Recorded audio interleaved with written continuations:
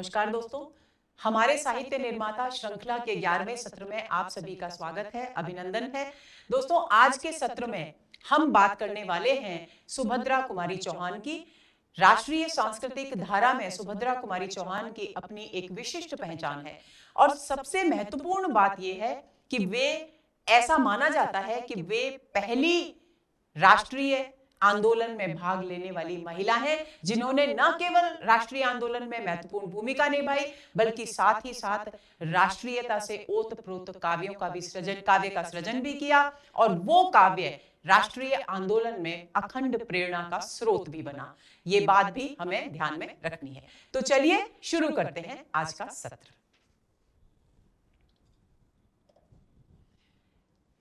दो चीजें जो महत्वपूर्ण, एक चीज सबसे महत्वपूर्ण जो हमें ध्यान में रखनी है वो ये कि राष्ट्रीय आंदोलन में सक्रिय रहते हुए देशभक्ति का अलग जगाने वाली अद्भुत कवयित्री हैं। अपनी इन्होंने अलग पहचान बनाई। देशभक्ति के जितने सुंदर काव्य इन्होंने लिखा और खूब लड़ी मर्दानी वो तो झांसी वाली रानी थी, ये जितना लोकप्रिय हुई ये कविता उनकी कि अंग्रेज सरकार को उससे भयभीत होकर उसे जब्त करना पड़ा, उस कविता संग्रह को ही जब्त करना पड़ा। ये बात भी आपको ध्यान में रखनी है। तो सबसे पहले शुरू करते हैं बात सुभद्रा जी के जीवन परिचय की। तो सुभद्रा जी का जीवन जो जन्म है वो 1904 यानी संवत 1961 में हुआ। कहां हुआ? प्रयागराज के निहालपुर मोहल्ले में हुआ। उनके पिता का नाम था रामनाथ सिंह जो कि जमींदार थे, यानी बहुत ही संपन्न परिवार में सुभद्रा जी का जन्म हुआ। उनके पति वकील थे जिनका नाम था ठाकुर लक्ष्मण सिंह और इनका निधन 15 फरवरी सन 1948 में एक कार दुर्घटना में हो गया। इनकी जो शिक्षा थी वो क्रॉसवेट गर्ल्स कॉलेज प्रयागराज से हुई। इन्होंने बहुत ज्यादा कृतियां नहीं लिखी, लेकिन जो भी लिखा वो बहुत अधिक प्रभावशाली लिखा, बहुत अधिक उल्लेखनीय लिखा। मुख्यतः ये कवयित्री के रूप में, हालांकि इन्होंने कहानियां भी लिखी हैं, लेकिन मुख्यतः सुभद्रा जी कवयित्री के रूप में विख्यात रही हैं। कविताओं में मुख्यतः राष्ट्रीय भावना और घरेलू जीवन की छवियां अंकित हैं। प्रश्न कई बार पूछ लिया जाता है कि सुभद्रा जी के काव्य की जो विषय वस्तु है वो किससे संबंधित है? राष्ट्रीय भावना और घरेलू जीवन दोनों की अभिव्यक्ति यहां पर इनकी कविताओं में हुई है। दोनों बिंदु आपको ध्यान में रखने हैं।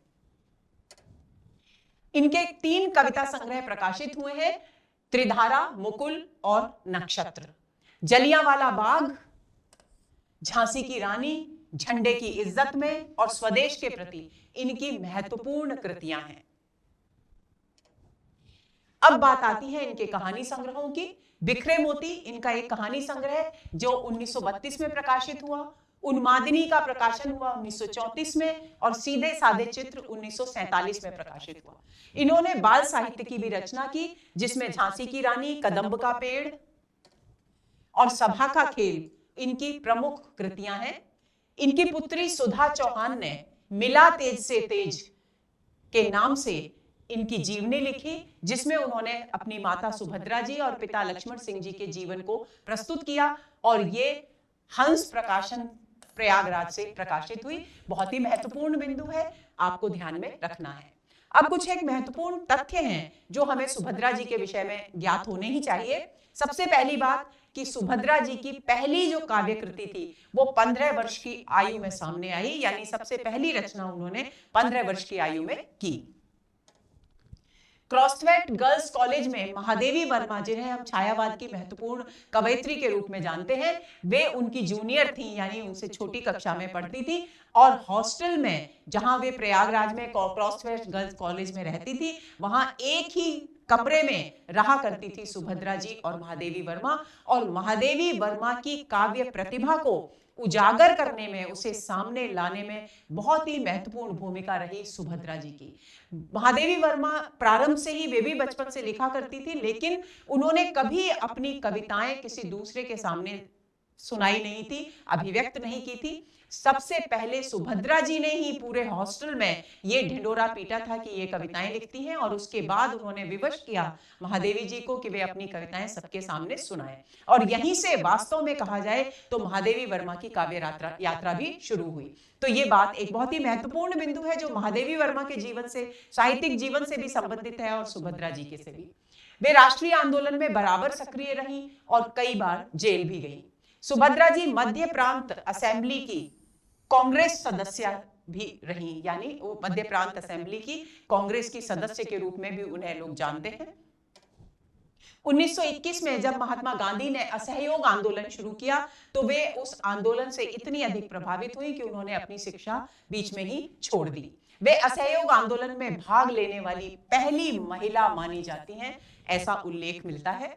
उनकी राष्ट्रीय कविताओं में समसामयिक देश प्रेम और भारतीय इतिहास एवं संस्कृति की गहरी छाप है, यानी उनकी कविताएं भी राष्ट्रीयता से ओतप्रोत हैं और उस समय जो राष्ट्रीय आंदोलन का के समय की जो परिस्थितियां थी देश की, उसकी अभिव्यक्ति भी यहाँ हुई है और साथ ही भारत के इतिहास की महत्वपूर्ण घटनाएं और सांस्कृतिक जीवन को भी यहाँ अभिव्यक्त किया गया है, जिसमें जलियांवाला बाग जो है वो उसी समय की एक घटना पर आधारित उनकी रचना है। उनकी झांसी की रानी कविता राष्ट्रीय आंदोलन के दौरान पर्याप्त लोकप्रिय हुई और युवकों में राष्ट्रीय चेतना जगाने में इस कविता ने महत्वपूर्ण भूमिका निभाई। यह कविता उन्होंने बुंदेलखंड, ध्यान रखेंगे बुंदेलखंड में लोक शैली में एक गाया जाने वाला एक छंद है, उसमें इन्होंने इस कविता की रचना की। राष्ट्रीय आंदोलन के दौरान झांसी की रानी काव्य को अंग्रेज सरकार ने जब्त कर लिया था, ये मैं आपको पहले भी बता चुकी हूं। इनकी कहानियां भी राष्ट्रीयता, आदर्श और यथार्थ के मर्मस्पर्शी संघर्ष को चित्रित करती हैं, यानी उनकी कहानियों की भी जो विषय वस्तु है वो राष्ट्रीय भावना, आदर्श और जीवन की वास्तविकता, इन सबके समन्वित रूप को प्रस्तुत करती है। और ये कहानियां उनकी समसामयिक राष्ट्र की मानसिक स्थिति का पूर्ण परिचय देती हैं, यानी उस समय हमारे देश में किस तरह की मनस्थिति थी, किस तरह की मनोवृत्ति थी, किस तरह की विचारधारा हमारे सामने आ रही थी, वो भी यहाँ प्रतिबिंबित हुआ है इनकी कहानियों में। सुभद्रा जी ने कुछ निबंधों की भी रचना की जो कि बहुत अधिक लोकप्रिय नहीं है, लेकिन क्योंकि उनके साहित्य की अनमोल धरोहर है इसलिए उनकी चर्चा भी यहाँ संक्षेप में हम करेंगे। तो सुभद्रा जी ने कुछ निबंध भी लिखे जिनमें उन्होंने व्यक्तिगत शैली में अनेक प्रश्नों पर प्रकाश डालने की चेष्टा की, यानी अपने परिवेश से संबंधित उन्होंने अनेक प्रश्न उठाए और उनके जवाब भी उन्होंने अपने निबंधों में दिए। उनके निबंध उनकी रचना प्रक्रिया और उनकी चिंतन शैली के परिचायक है, यानी उनके निबंधों से पता चलता है कि वे साहित्य के प्रति किस प्रकार का दृष्टिकोण रखती थी और उनकी जो चिंतन धारा थी वो किस प्रकार की थी। सुभद्रा जी की कहानियों को 2 बार हिंदी साहित्य सम्मेलन की ओर से शेक्सपियर पुरस्कार से सम्मानित किया गया, ये भी आपको ध्यान में रखना है। अब बात आती है कि विद्वान सुभद्रा जी के साहित्य के विषय में क्या कहते हैं। तो सबसे पहले हिंदी साहित्य कोश भाग 2 की चर्चा करते हैं। हिंदी साहित्य कोश भाग 2 लिखता है कि श्रीमती सुभद्रा कुमारी चौहान मुख्यतः कवयित्री थी। हम भी चर्चा कर चुके कि कवयित्री के रूप में वे विख्यात थी। उनकी कविताओं में 2 प्रवृत्तियां विशेष रूप से महत्व की हैं। पहली तो राष्ट्रीय भावना की और दूसरी घरेलू जीवन की। आपको ये बिंदु तो सुभद्रा जी के विषय में बच्चों भूलना ही नहीं है कि एक ओर यदि राष्ट्रीय भावना उनके काव्य का विषय है तो दूसरी ओर घरेलू जीवन के चित्र भी उनके काव्य का विषय है। आपकी राष्ट्रीय कविताओं में समसामयिक देश प्रेम और भारतीय इतिहास एवं संस्कृति की गहरी छाप है। सुभद्रा जी ने अपनी राष्ट्रीय रचनाओं में जिस प्रतिभा के साथ सांस्कृतिक, ऐतिहासिक और राष्ट्रीय भावनाओं को समसामयिक राजनीतिक जीवन के तात्कालिक संदर्भों से जोड़ा था, उससे उनकी प्रतिभा का विशेष परिचय मिलता है। यानी साहित्य कोश में यह लिखा गया है कि सुभद्रा जी ने बड़ी कुशलता से अपनी राष्ट्रीय रचनाओं को देश की सांस्कृतिक, ऐतिहासिक और राष्ट्रीय भावनाओं के साथ जोड़कर समसामयिक परिवेश का रंग देकर के प्रस्तुत किया, जो उनकी अनुपम प्रतिभा का परिचायक है।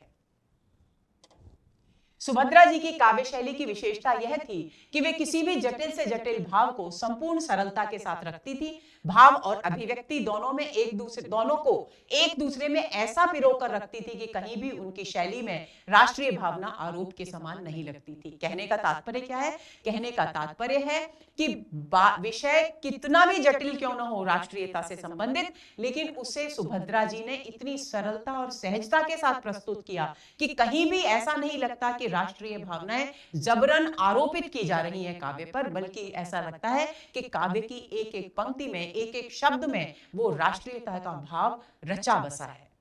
अब बात आती है डॉक्टर नगेंद्र क्या कहते हैं। डॉक्टर नगेंद्र कहते हैं कि भाव की दृष्टि से इनकी कविताओं को 2 वर्गों में विभक्त किया जा सकता है।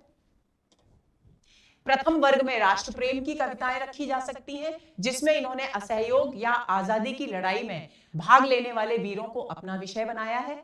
इनकी झांसी की रानी कविता तो सामान्य जनता में बहुत प्रसिद्ध हुई। दूसरे वर्ग के अंदर वे कविताएं रखी जा सकती हैं जिनकी प्रेरणा इन्हें पारिवारिक जीवन से मिली। देखिए यहाँ भी क्या बात कही, जो साहित्य कोश में कहा गया है वही बात यहाँ भी कही जा रही है कि घरेलू जीवन की छवि और राष्ट्रीयता की भावना, दो विषयों से जुड़ी हुई कविताएं इन्होंने लिखी हैं। ऐसी कविताओं में कुछ तो पति प्रेम की भावना से अनुप्राणित है और कुछ संतान के प्रति वात्सल्य की सहज एवं मार्मिक अभिव्यक्ति मिलती है। इनकी भाषा शैली भावों के अनुरूप सरलता और गति लिए हुए है। यही बात साहित्य कोश कहता है, सरलता, सहजता, कहीं भी विषय आरोपित और थोपा हुआ नहीं लगता उनकी कविताओं में, और यही बात डॉक्टर नगेंद्र भी कहते हैं। अब बात आती है डॉक्टर बच्चन सिंह के मत की। वे लिखते हैं उनकी यानी सुभद्रा जी की कविताओं के कुल 2 ही संग्रह प्रकाशित हुए, त्रिधारा और मुकुल, नक्षत्र बाद में प्रकाशित हुआ है, जिनमें राष्ट्रीय और घरेलू जीवन की कविताएं। देखिए यहां भी वही बात कही गई है, तो इस बिंदु को तो आपको भूलना ही नहीं है। उन्होंने तत्कालीन राष्ट्रीय भावनाओं को ऐतिहासिक और सांस्कृतिक संदर्भों से इस प्रकार जोड़ा है कि कहीं जोड़ दिखाई नहीं पड़ता और न ही कवित्व का क्षरण हुआ है। बलिदान और युद्ध का आह्वान उनकी रचनाओं में है। यानी यहां भी वही बात कही गई है कि कहीं भी उनकी कविता कमजोर पड़ती हुई दिखाई नहीं देती। वे जिस भी विषय को अपनी कविताओं के माध्यम से प्रस्तुत करती हैं वो उतना ही प्रभावशाली होता है और पाठकों का मन मोह लेने में उतना ही सक्षम है। तो दोस्तों ये हुआ हमारा आज का सत्र, जिसमें हमने बात की सुभद्रा कुमारी चौहान, जो स्वतंत्रता आंदोलन में भाग लेने वाली एक सक्रिय महिला के रूप में भी सामने आती है और अपनी राष्ट्रीय भावनाओं को प्रबल और सशक्त रूप में सामने रखने वाली कवयित्री के रूप में भी सामने आती है, जिन्होंने न केवल देश प्रेम का परिचय अपने व्यक्तित्व से दिया बल्कि अपने काव्य के माध्यम से देश के युवकों में देश के प्रति उत्साह, आनंद और राष्ट्रीय भावनाएं भी जगाने का महत्वपूर्ण काम किया। अगले सत्र के इंतजार में रहिए। नमस्कार।